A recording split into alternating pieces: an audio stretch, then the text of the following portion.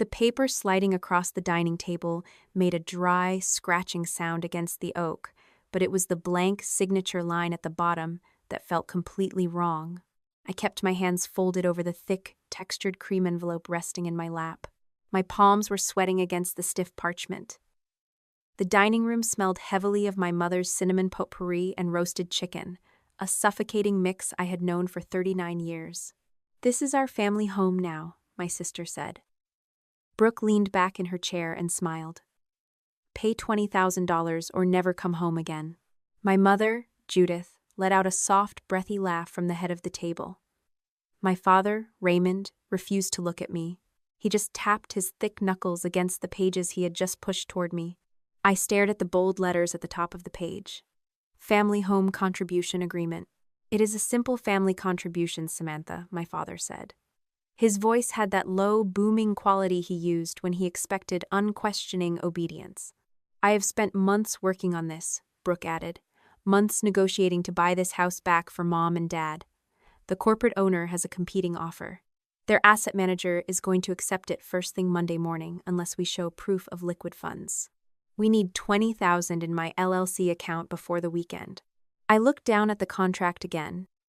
As a senior title examiner, I spent 40 hours a week dissecting real estate transactions, hunting for liens, frauds, and hidden clauses. I knew exactly how property changed hands.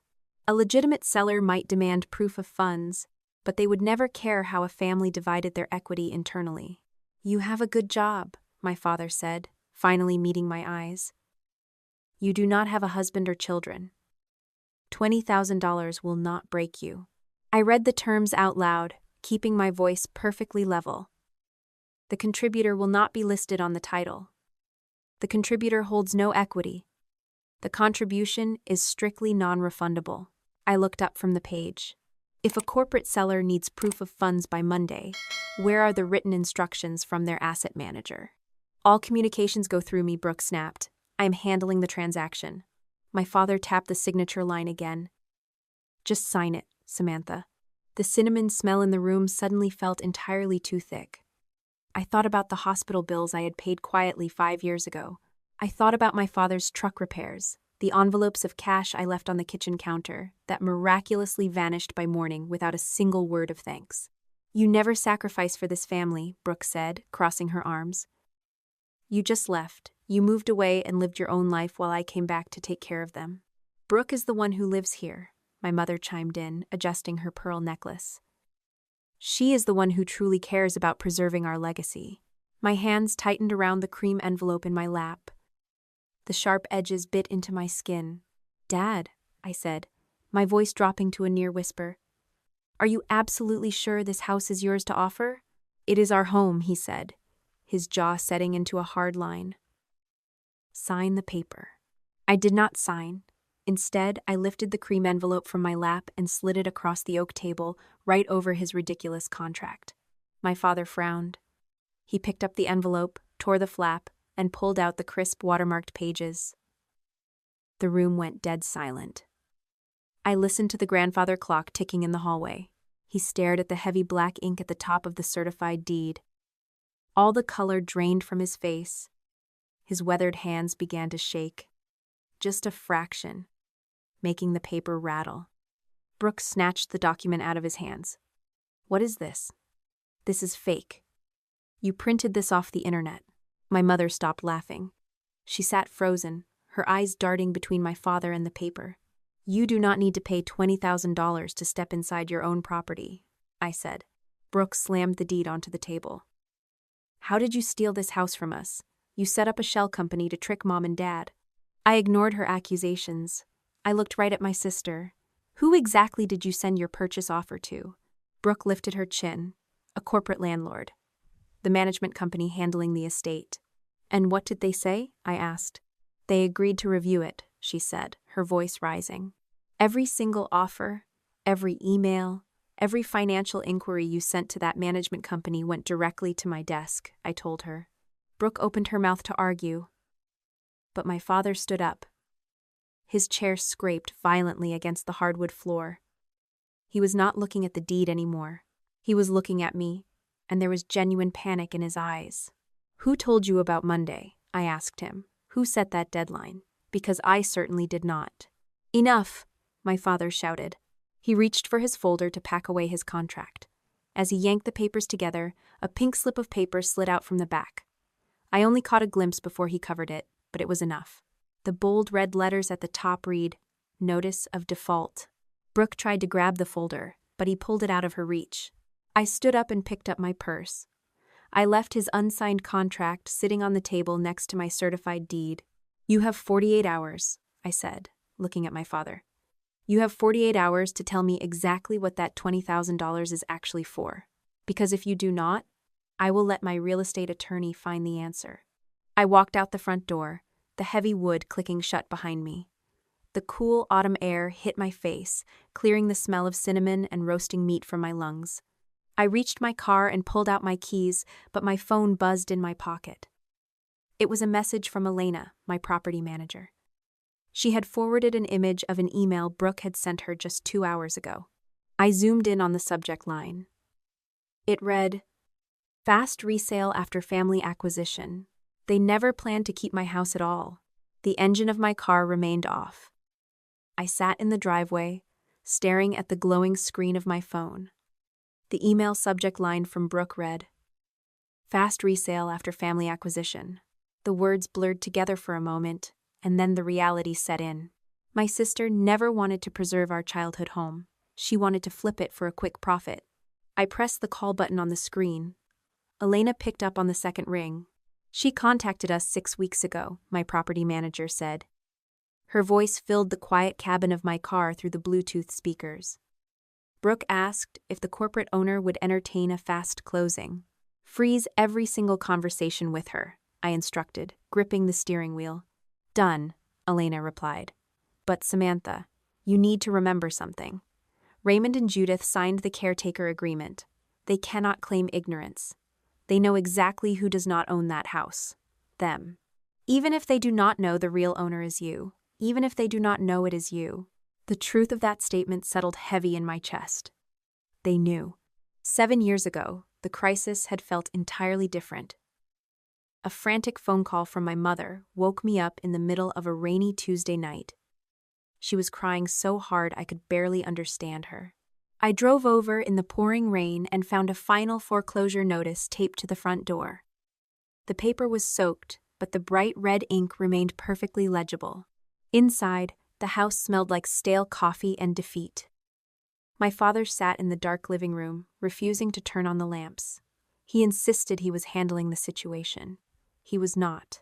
The next morning, I used my access at the title company to pull the public records on the property. What I found made my stomach turn. My father had used the house as collateral for a failing business venture. The missed mortgage payments, the unpaid property taxes, and the mounting late fees created a mountain of debt. It was far too large for a simple personal loan to fix. There was only one legal way out. 2 weeks later, I sat in a sterile bank office while my parents signed a deed in lieu of foreclosure. They handed the property back to the lender to wipe out the majority of the massive debt.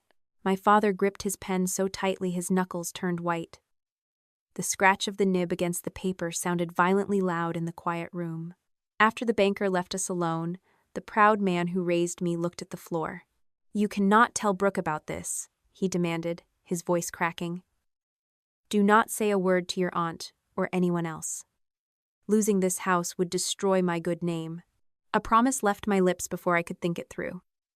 Keeping my mouth shut felt like an act of loyalty at the time. The reality was much worse. My silence gave him the exact tools he needed to build a fiction. The bank moved the house into their real estate-owned inventory. Because of my job as a title examiner, the exact legal steps required to purchase a distressed property were clear to me. I hired Marcus, a sharp real estate attorney, and we formed Hawthorne Residential LLC. Through the company, I bought the house straight from the bank as an independent buyer. The purchase took every dollar of my savings. I emptied my annual bonus and a small inheritance from my grandmother. Hawthorne Residential obtained the new mortgage, and I personally guaranteed the loan with nearly every dollar I had saved. There was no magical cash buyout. The heavy burden of their debt simply transferred to my shoulders. Once the deed cleared, Elena stepped in as the public face of Hawthorne Residential. She presented my parents with a caretaker occupancy agreement. The terms were simple.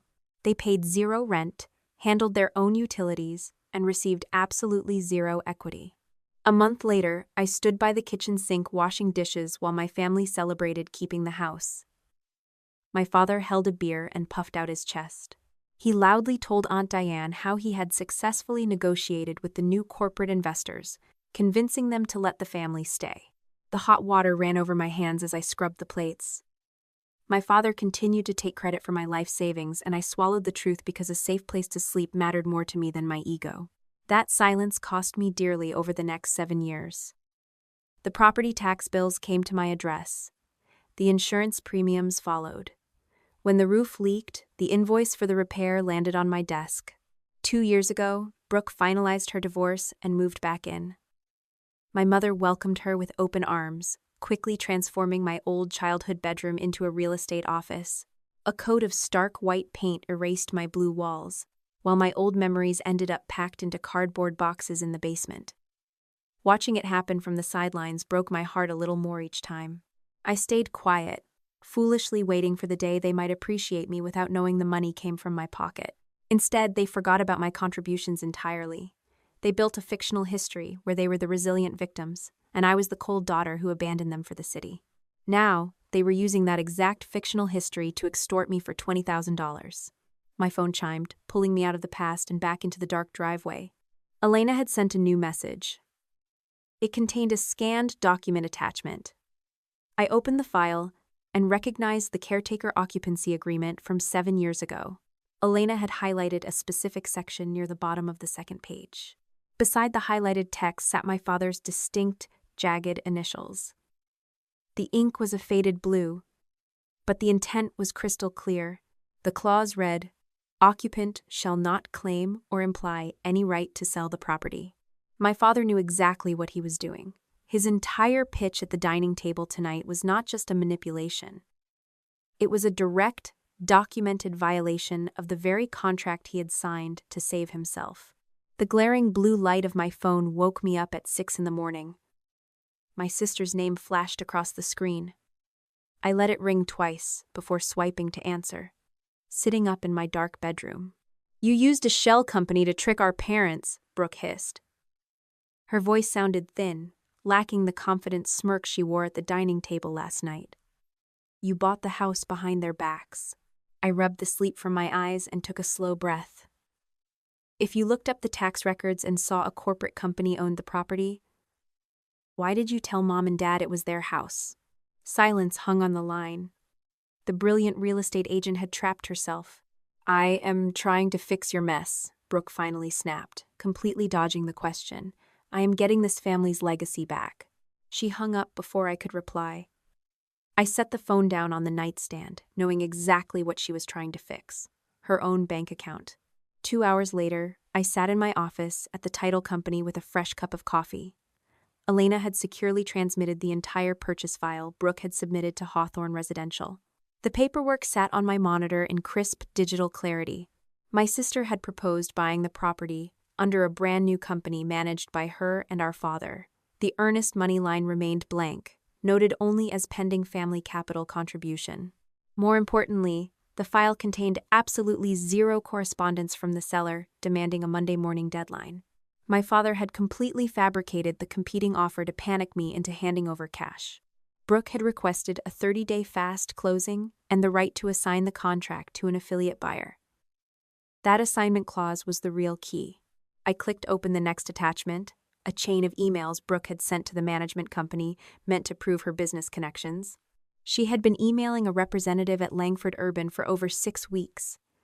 The massive development firm was quietly buying up parcels in our old neighborhood.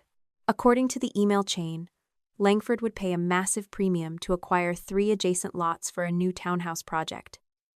Our childhood home sat right in the middle of their target map.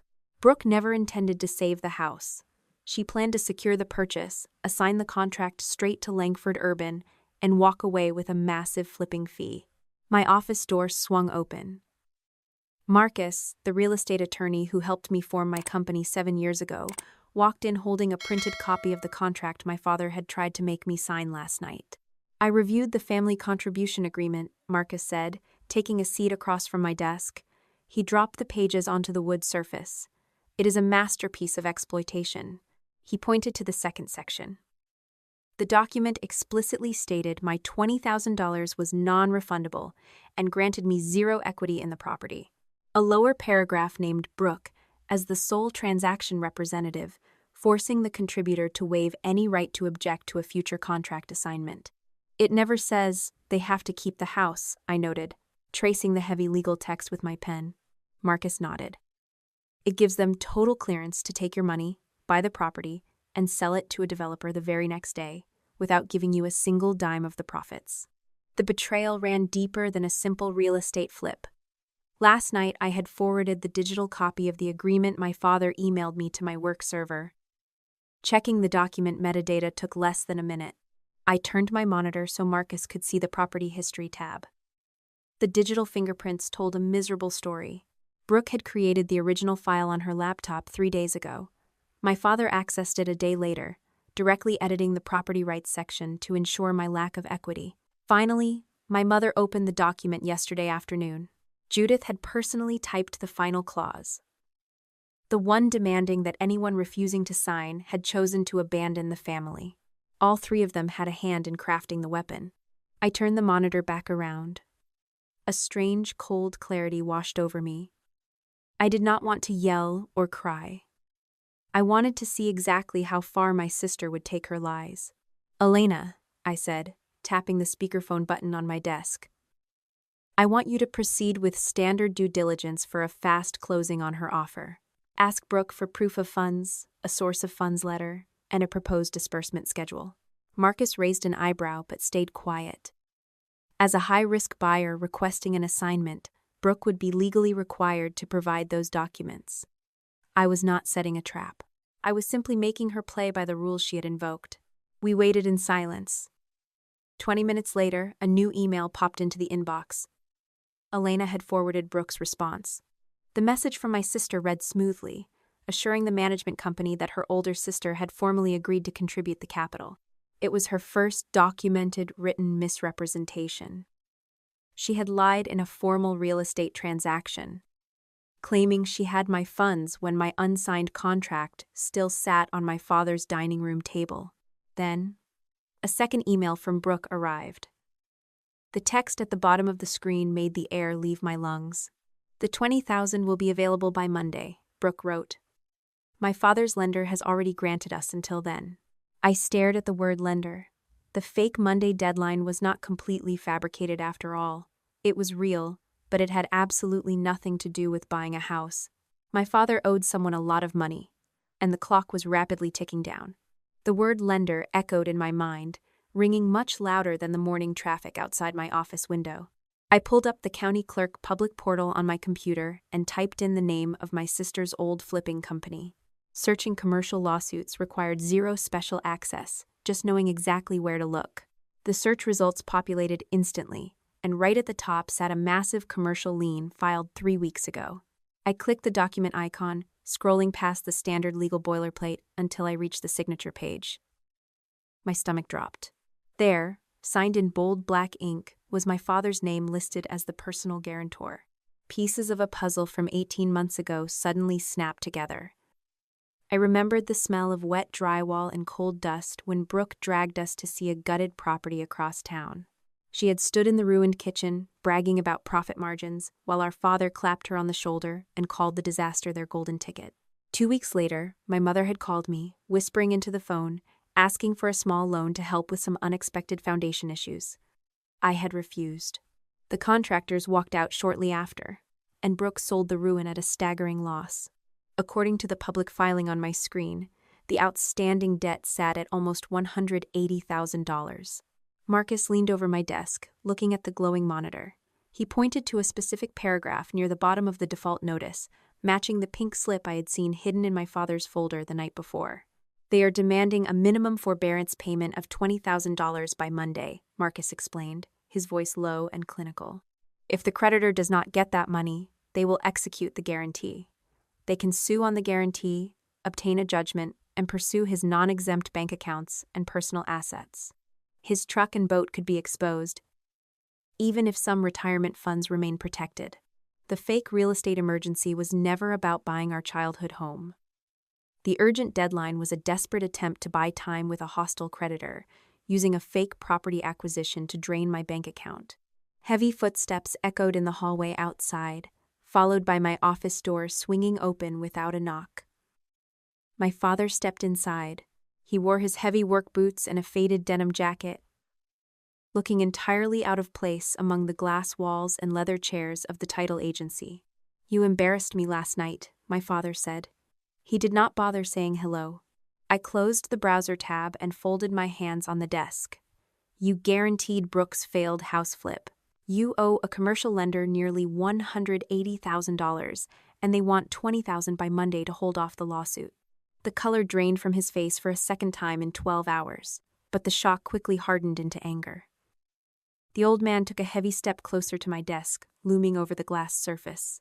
"Brooke just needs one more chance to get her business off the ground," he said, pointing a thick finger at my face.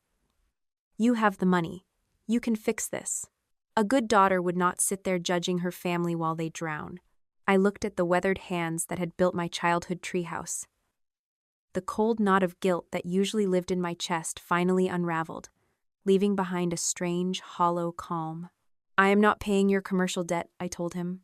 "If you do not help us," my father warned, his voice dropping to a dangerous gravel, "I will call your Aunt Diane. I will call everyone. I will tell the whole family how you used a fake company to steal our home behind our backs." I reached into my desk drawer, pulled out a copy of the deed in lieu of foreclosure from 7 years ago, and slid the paper across the desk toward him. "You gave the house to the bank," I replied, keeping my voice perfectly steady.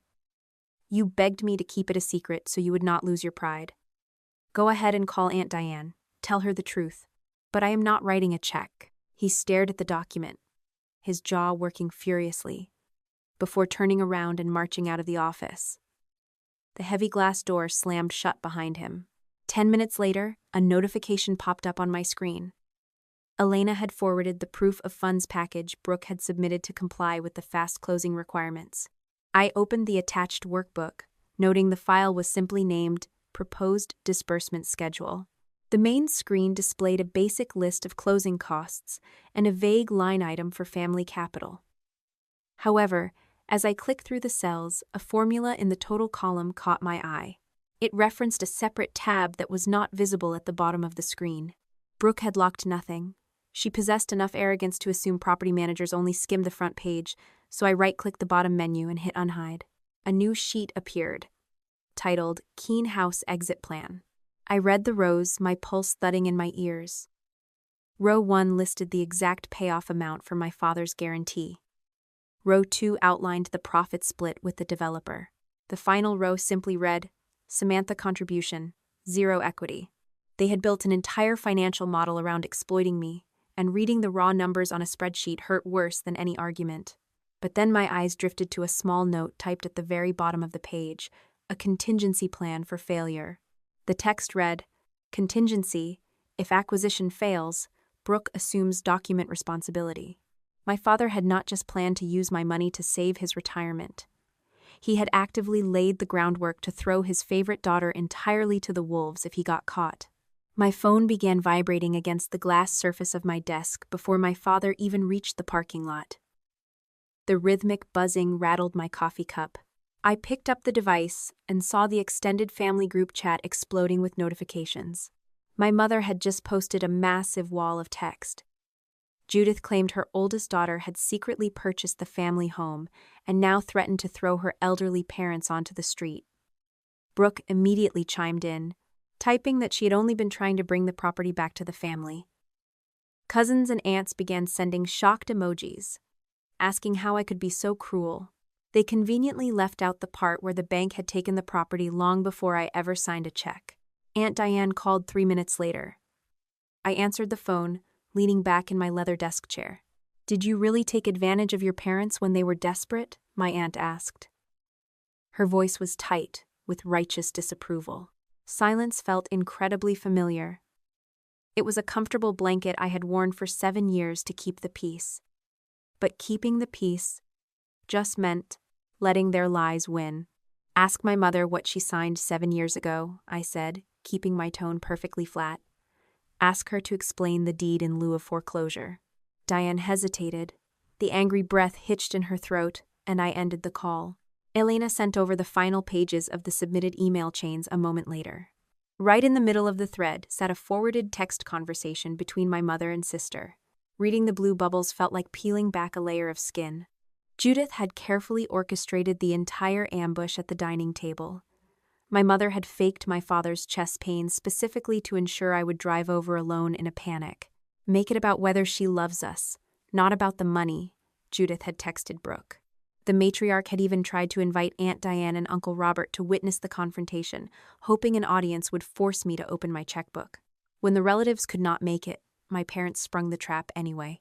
I met the woman who raised me at a neutral coffee shop downtown 2 hours later. The place smelled strongly of roasted espresso beans and burnt milk. Judith sat in a corner booth, stirring a latte she had not tasted.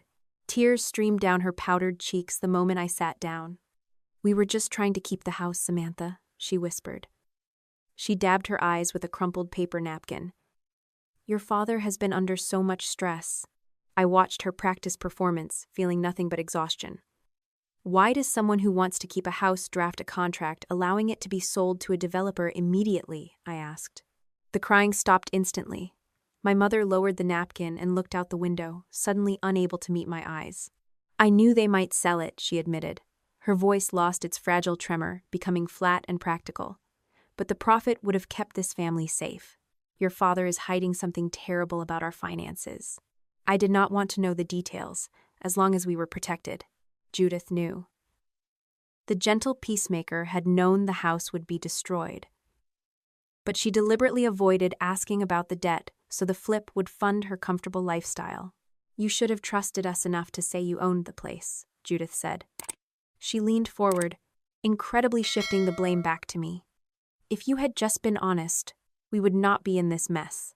I stared at her across the small wooden table. "You all just proved exactly why I could not tell you." My mother reached across the table, trying to grab my hand, but I pulled away. "Please, Samantha," she begged. "Keep this in the family. Do not show those documents to your aunt." Keeping it in the family simply meant keeping me silent. Returning to my office, I opened a new blank document.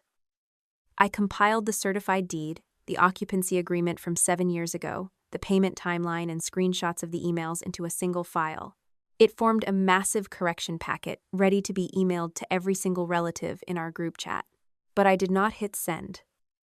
I sent one final text message to my mother instead, giving them 24 hours to tell the truth in the chat themselves. Her reply arrived 60 seconds later. A good daughter would never humiliate her parents. My phone screen went dark, only to light up immediately with an incoming call from Brooke. I answered, fully expecting more threats. Instead, my sister sounded completely frantic. "Dad found out you know about the debt," Brooke gasped. The panic in her throat sounded entirely real this time. "He is planning to tell everyone the contract was mine." The frantic phone call from Brooke ended abruptly, leaving a heavy silence in my office. Less than an hour later, a sharp, aggressive knock rattled the front door of my townhome. I opened it to find my sister standing on the porch, clutching a silver laptop tightly against her chest. The cold autumn wind whipped her perfectly styled hair into a messy tangle, and her expensive mascara was badly smudged under her eyes. "He is erasing everything," Brooke said. She pushed past me into the living room without waiting for an invitation and dropped a thick stack of printed papers onto my glass coffee table. According to my sister, our father had spent the last hours scrubbing his name from every digital folder on their shared business drive. Raymond planned to leave only the initial emails where Brooke proposed the house flip to the developer. "You have to sign a statement," Brooke demanded, flipping open her laptop. Her hands were shaking violently. "I need a sworn declaration from you saying Raymond controlled the entire real estate negotiation." I watched her panicked movements, feeling a strange mixture of pity and absolute disgust. Lying on a legal document to save a sister who had just tried to steal my house was out of the question. I flatly refused. Brooke turned the laptop screen toward me, desperation leaking into her voice. Just look at what he sent to the commercial lender this morning. An email from my father's personal account filled the glowing display. The message to his creditor was a masterclass in shifting blame and avoiding accountability. My father claimed he was merely an elderly man who blindly trusted his daughter's business expertise. He stated Brooke managed all transactions, handled the bank accounts, and bore sole responsibility for any delays regarding the $20,000 payment. However, Brooke clicked over to a different tab, revealing a separate chain of hidden messages. Those internal emails clearly showed Raymond actively drafting the family contribution agreement. The timestamps proved he was the one who explicitly set the fake Monday morning deadline, and he had calculated exactly how much of my money would go toward his debt versus the closing costs. "Can I back these up?" I asked, pointing at the screen. She nodded frantically, desperate for any ally. I walked over to my desk, grabbed a secure flash drive, and copied the entire unaltered email history.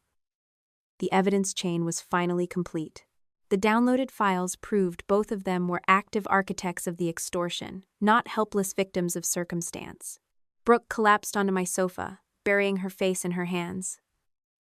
"You always do this," she muttered, her voice muffled by her fingers. "You always sit there looking so perfectly in control, making me look like a complete failure." A bitter laugh escaped my throat before I could stop it. "I paid the mortgage on that house for 7 years in total silence. Nobody knew anything about my so-called perfection." "Exactly," Brooke snapped, looking up with red, angry eyes. "You handle massive problems quietly, and it makes everyone else feel small. I hated that you could just fix things without ever asking for credit or praise." Standing in my living room, the crushing weight of the last 7 years finally made sense. My silent fixing had broken our family in 2 very different ways. It turned me into a bottomless bank account for their mistakes, and it convinced Brooke she would never have to face the real-world consequences of her own actions.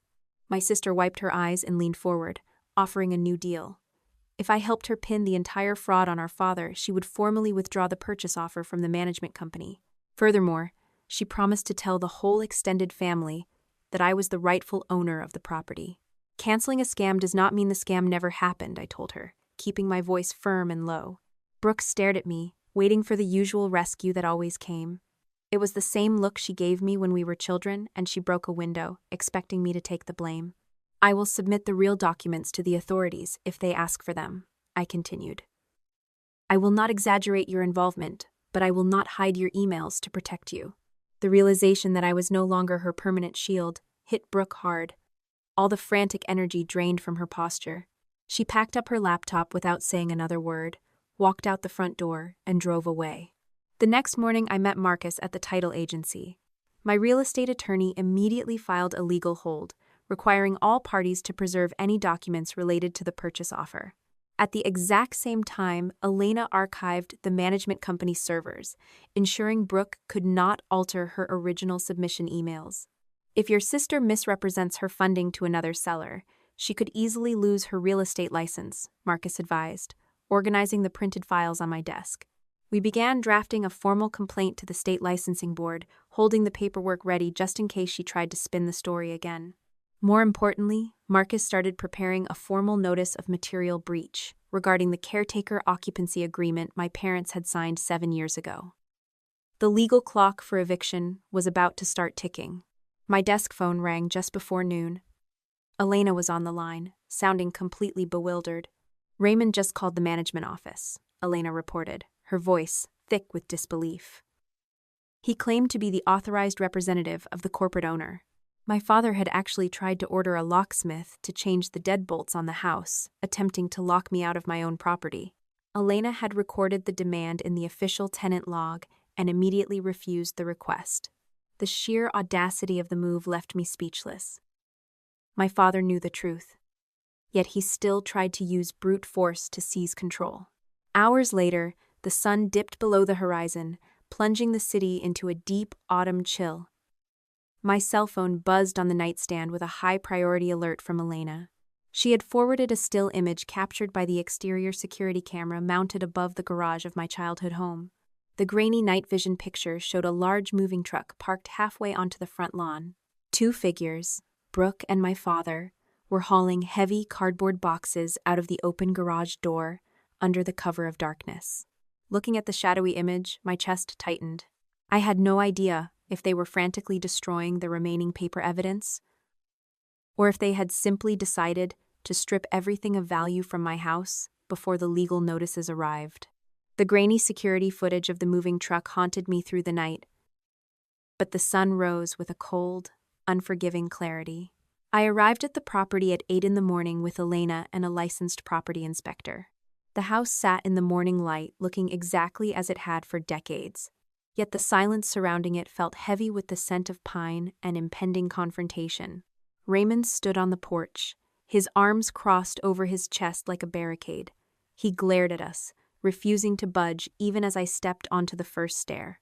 "You have no business here," my father said, his voice dropping into that familiar, gravelly tone he used to intimidate waitstaff. I ignored him and pulled the signed caretaker occupancy agreement from my bag. "I am here for a mandatory property inspection, Raymond. The contract you signed 7 years ago grants the owner the right to verify the condition of the home with reasonable notice." Elena held up a digital tablet, showing the log of his illegal attempt to change the locks the previous night. My father stared at the screen, his face flushing a deep, angry red. He finally stepped aside, though he followed us into the foyer like a shadow, his breathing audible and ragged. The interior of the house felt alien. Boxes were scattered everywhere, and the pristine hardwood floors were scuffed where heavy furniture had been dragged across them. I walked into the hallway, past the kitchen, and stopped in front of what used to be my room.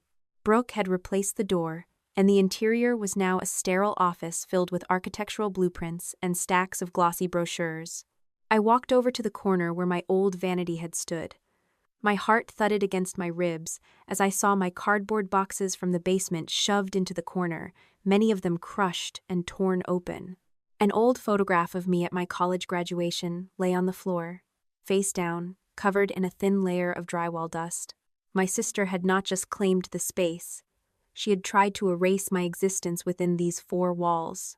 Elena started walking through the rooms with the inspector, methodically comparing the home's original features against the detailed inventory list created when my parents first moved in as caretakers. The sounds of their clipboards clicking and voices counting fixtures filled the empty rooms. "The light fixtures in the dining room are gone," Elena noted, marking her tablet with a firm tap. "The antique bronze handles on the pantry door have been removed, and several built-in cabinets are missing their original hardware." "They are family heirlooms," Judith shouted from the kitchen, her voice trembling with practiced indignation. "We are just taking what belongs to us." I walked over to the kitchen island, pulling out my phone to reference the master invoice for the massive renovation I had funded 3 years prior. "Those fixtures were installed as part of the total house restoration project," I said, my voice echoing in the sparse room. "They are permanent fixtures of the property. Put them back by the end of the day, or I will file a theft report." Raymond growled, but he retreated into the living room, leaving the bronze pieces on the counter. While the inspector worked, I wandered into the dark garage, where the moving truck had been parked the night before. Several boxes remained scattered on the oil-stained concrete. I walked over to a stack of flattened cardboard that looked like a discarded afterthought.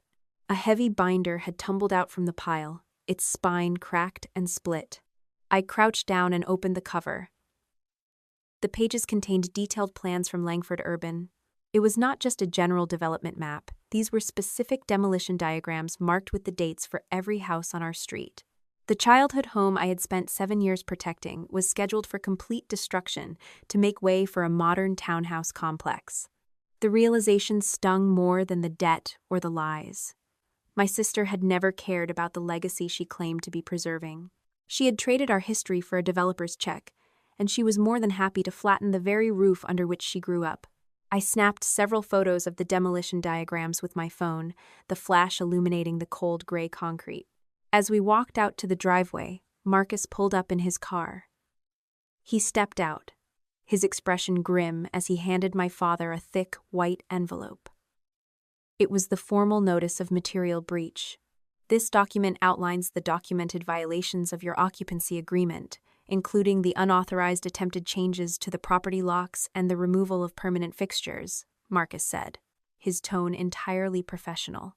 You have 30 days to vacate the premises, or we will initiate formal eviction proceedings in court. Raymond snatched the envelope, his hands trembling so hard the paper rattled. He turned to me, his eyes wide and desperate. If you force us out, Samantha, I will tell the whole town what you did. I will make sure everyone knows you are the cold-hearted daughter who ruined this family. I reached into my bag and pulled out the rough draft of the correction packet I had prepared for our relatives. I held it out for him to see. You can tell them the truth, Raymond, I said, looking him dead in the eye. Or I can let this paperwork do the talking for me. Your choice. He lunged for the packet, snatching it from my hand and tearing the top page in half. He did not realize that the original digital copy was already resting in my attorney's secure drive. As we turned to walk back to our cars, my mother rushed onto the porch, clutching a small, dusty envelope. Her face was pale, and she looked smaller than she had in years. She shoved the envelope into my hands, her fingers icy against my palm. Your father wrote this 7 years ago, during the week the bank took the house, she whispered. He never had the courage to mail it. I took the envelope, my stomach turning as I saw my father's cramped handwriting on the front. I did not open it there. I just stared at the house, feeling the distance between myself and the family I once thought I needed to save. The inspector caught my gaze from the porch, offering a sympathetic nod. He knew what it was like to deal with families who valued pride over honesty. Samantha, Judith sobbed, her voice breaking the heavy silence of the street. He has been counting on you to save him longer than you know. The words felt like a confession, but as I walked to my car, I felt the heavy weight of the envelope in my hand. It was just another piece of evidence in a house of cards I had spent my entire life trying to hold together. But today, the wind was finally blowing, and I was finally ready to let it fall. I sat in my car, the engine idling, and slid a thin letter opener through the seal of the dusty envelope Judith had pressed into my hand. My father's handwriting was jagged and hurried, covering several sheets of yellowed legal paper. I read the words, but the emotional impact felt strangely muted. He had not written an apology. He had written a desperate prediction. In the letter, he detailed his financial ruin 7 years ago, insisting that I would eventually fix the mess because I could not bear to see the family name tarnished. He had been counting on my fragility, not my love, to save him from the consequences of his own greed. I folded the pages carefully and tucked them into my bag, finally understanding that my role in this family was never that of a daughter, but rather an unpaid crisis manager. I did not need to cry. I needed to move. Marcus met me at my office 5 minutes later. We executed the plan Marcus and I had assembled over the past few days, working with a precision that left no room for error. Marcus had already served the written termination notice. If they refused to leave by the deadline, he would serve the required notice to leave and file the eviction action in court. For now, the legal clock was running without a court filing. Second, I sent the prepared correction packet to the dozen relatives who had been bombarded with my mother's lies. The packet included the property deed, the occupancy agreement with my father's initials, and a timeline of the payments I had made over the last 7 years. Finally, I hit send on the digital files for the State Real Estate Licensing Board. My phone started pinging almost immediately. Relatives began replying to the group chat, their messages shifting from confused questions to sharp accusations directed at my mother. If she owned the house this whole time, why did she let us believe she was the villain? One aunt asked. Judith did not answer. She left the group chat altogether, leaving behind a digital graveyard of her own construction. The quiet in my office felt powerful. I looked at the clock, watching the minutes tick by. Somewhere, in a dingy apartment or perhaps even the childhood home they were currently packing, my father was realizing that the leverage he once held over me had evaporated into thin air. The commercial lender for my father's failed project did not wait. Without the promised payment, they filed the motion to execute the personal guarantee. Raymond called me 20 minutes after the filing hit the public record. His voice sounded thin, stripped of all its former arrogance. "Samantha, please," he said, the desperation palpable. "They are going to attach the lien to my retirement accounts. If you could just lend us the money, I would pay you back every single cent. I promise. I stared at the screen of my computer, watching the cursor blink on a blank document. If I save you again, will you sign the house over to me officially and move out by the end of the week? I asked. The line went silent. My father could not offer me the house because he had never truly owned it, and he refused to acknowledge my authority even while begging for my cash. He did not want a solution. He wanted a transaction where he kept the power and I took the risk. I cannot do that, he whispered, finally admitting the truth of his position. I am not a bank, Dad, I said, and then I ended the call. Brooke did not fare much better. By noon, the brokerage firm where she worked announced her indefinite suspension pending an internal investigation into the Langford urban real estate flip. The developers sent a formal demand for the refund of all surveying and consultation fees they had paid based on my sister's false promises. She called me, her voice shaking with rage, screaming that I was the one who ruined her career.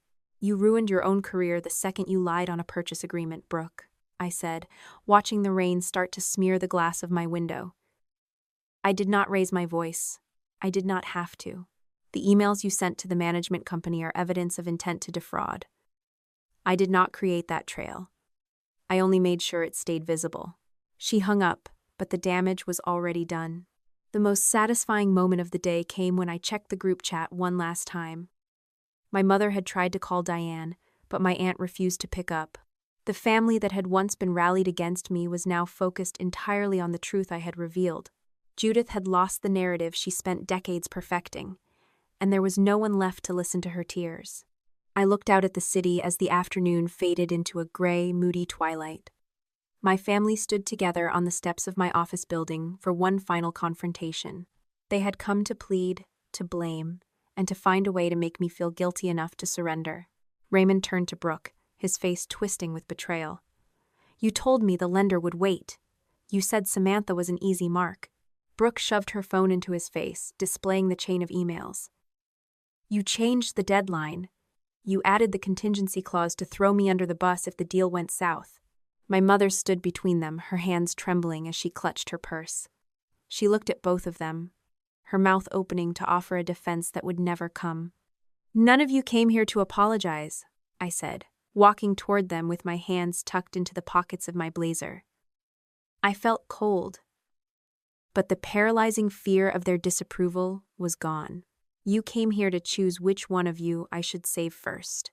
I walked past them toward my car, leaving the three of them standing there in the middle of the parking lot, already turning on one another. The bitter realization of their own selfishness was the only consequence they truly understood, and for the first time in years, the burden of their failures did not belong to me. Brooke caught up to me just as I reached the door. Her eyes were hard, reflecting a lifetime of wanting things that did not belong to her. Mom will not leave, she hissed, leaning close enough that I could smell her frantic perfume. She thinks you will break first. She thinks you need her approval more than you need the house. I looked at my sister, feeling the final, sharp severing of a tie I had held onto out of sheer habit. She is wrong, I said. I got into the car and drove away, leaving my family in the rearview mirror, already beginning the slow, painful process of falling apart. The cliffhanger of their lives was no longer my problem to solve, and as I drove into the night, I realized I had not checked my phone once to see if they were following. I was finally free. 30 days later, the morning of the move felt brittle, like the air might shatter if anyone spoke too loudly. A massive moving truck blocked the driveway, its engine idling with a rhythmic low thrum that vibrated through the soles of my shoes. Elena stood near the porch, clipboard in hand, carefully comparing every item being carried out against the original inventory list from 7 years ago.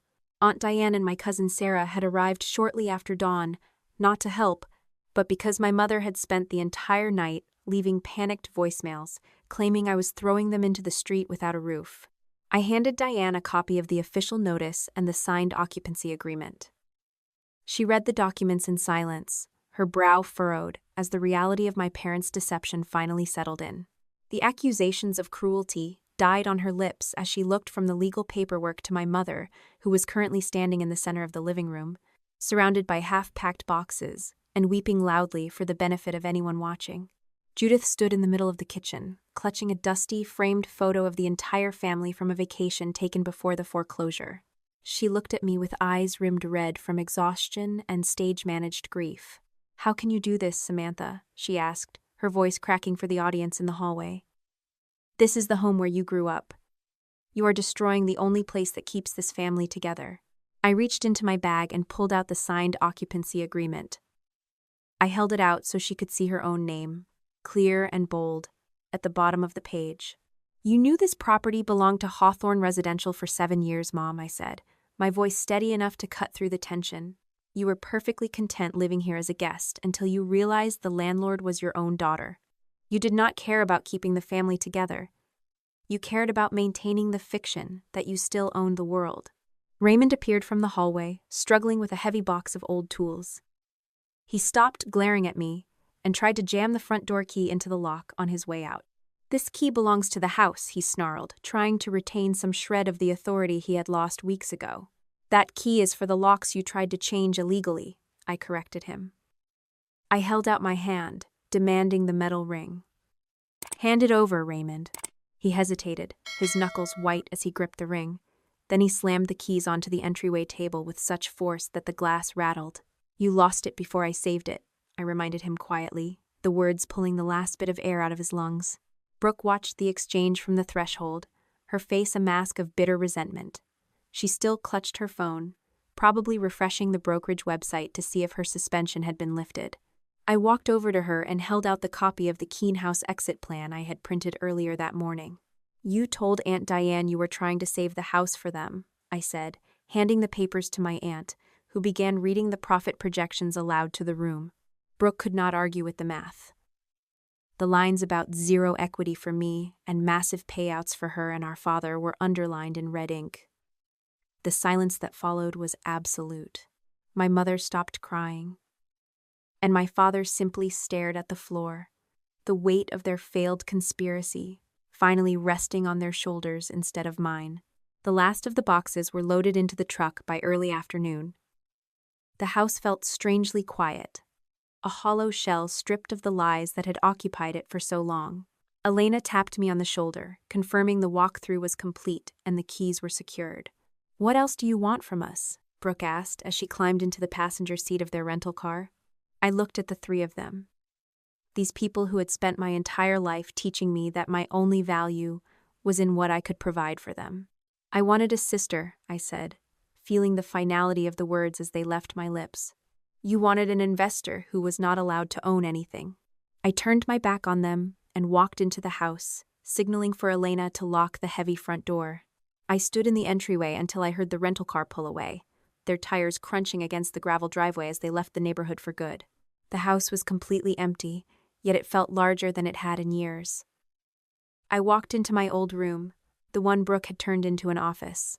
Sunlight streamed through the windows, illuminating the dust motes dancing in the air. I knelt by the wall where the carpet had been peeled back. There, etched into the drywall in fading pencil marks, were the lines measuring our height from years gone by. Next to Brooke's name, there was a tiny, scrawled sentence from when she was 7 years old, written in the shaky hand of a child. "Sam will always take care of me." I sat there for a long time, the silence of the house pressing against my skin. I took a small piece of wood trim from my bag and began framing the marks, preserving the memory without letting it control the room. I was not erasing the past, but I was finally stopping the cycle that had demanded my life as a sacrifice. I stood up, feeling a strange, quiet strength. For the first time in my life, I walked through the rooms of the home I had saved, knowing that I did not need to ask anyone for permission to exist inside its walls.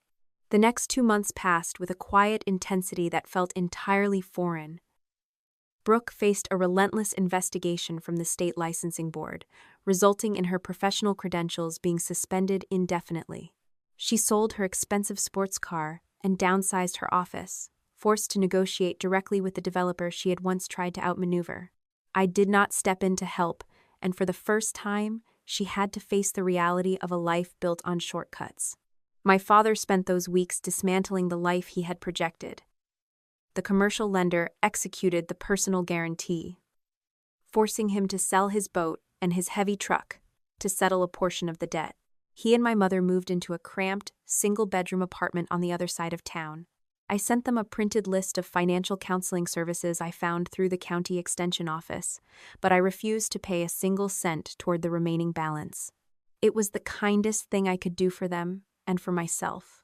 Thanksgiving arrived with a different rhythm. Aunt Diane hosted the meal in her own dining room. The family was smaller, and the air was not thick with the usual performance of manufactured harmony. Judith called me once, her voice sounding small and tired, asking if we could be a family again for the holidays. Was I family when you told me to pay $20,000 or never come home again? I asked. She did not answer, and I ended the call before she could start the cycle of weeping all over again. I knew she was lonely, but loneliness was not a justification for the cruelty I had endured. Brooke sent a long, meandering text message about how much she had lost, never once mentioning the people she had hurt. My father sent a letter claiming he had merely made a mistake in judgment, avoiding any specific reference to the extortion. I kept both messages in a folder on my phone, not to study them, but to remind myself that their versions of the truth would always protect their egos first. I did not reply. Inside the house, I turned the office back into a quiet sanctuary. I kept the wood-framed height marks on the wall, a permanent record of who we once were, but I painted the rest of the room a soft, calming shade of blue. It was not an act of forgiveness. It was an act of ownership. I invited Marcus, Elena, and a few close friends over for a simple dinner. The table felt light and unburdened. We talked about work, books, and the changing leaves outside the window. Nobody asked for money. Nobody demanded that I perform a specific role. I walked to the hallway closet, pulled out the deed to the property, and placed it inside my wall safe. It was no longer a shield against my family, nor was it a weapon of war. It was just a piece of paper, a reminder of the day I stopped running. I stood by the window, watching the streetlights flicker on. The neighborhood was peaceful, and my home was finally quiet. I breathed in, feeling the cool autumn air fill my chest. For the first time in my life, I came home without asking anyone's permission. You might think that keeping the peace means staying silent when you are being used, but you have to understand that your loyalty should never be a blank check for those who refuse to respect your boundaries. Samantha's journey teaches us that you cannot save people from the consequences of their own choices, no matter how much you love them or how deep your history runs. When you constantly step in to fix someone else's messes, you aren't being a hero. You are merely teaching them that they never have to grow up or take responsibility for their own lives. True strength is realizing that you can hold on to your kindness without handing over your dignity or your future in the process.